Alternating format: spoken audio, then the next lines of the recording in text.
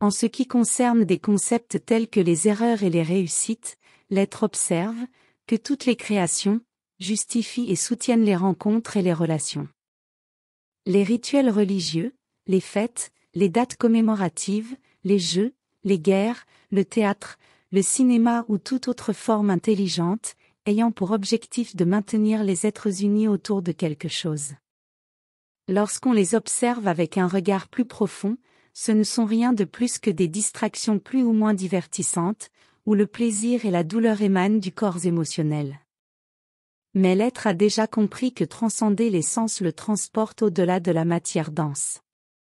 Il a compris qu'il n'est pas seulement un être en quête de son maître et soumis au temps, mais qu'il est lui-même son propre maître et seigneur, ainsi que le Seigneur et le Créateur du temps.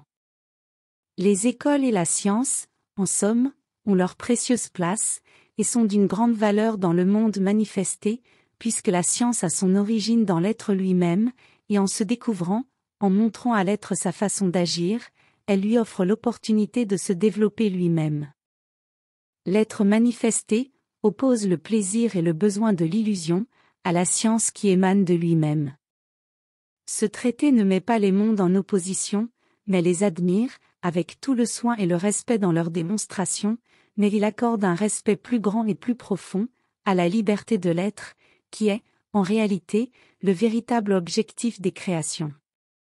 C'est à travers l'étude de l'intelligence, de son fonctionnement, et des réactions intelligentes, que certains chercheurs et érudits sont arrivés au livre. Il est intéressant de noter que tout accès au livre se fait également à travers l'étude des processus de l'intelligence, où l'être est vu comme le créateur de lui-même et de l'univers. Cependant, dans la création de l'univers, de fausses réalités et des illusions sont engendrées, comme l'illusion du ciel et de l'enfer, pour accueillir les bons, les mauvais, les vertueux et les vicieux. Les illusions de la terre, du ciel, du limbe et du purgatoire, sont créées. Les figures qui soutiennent l'existence et l'inexistence, sont façonnées. L'existence est ce que l'être est, au lieu de ce qu'est l'être manifesté. Quant à l'inexistence, elle est ce qui est extérieur à l'être, c'est-à-dire la création, et tout ce qui la soutient.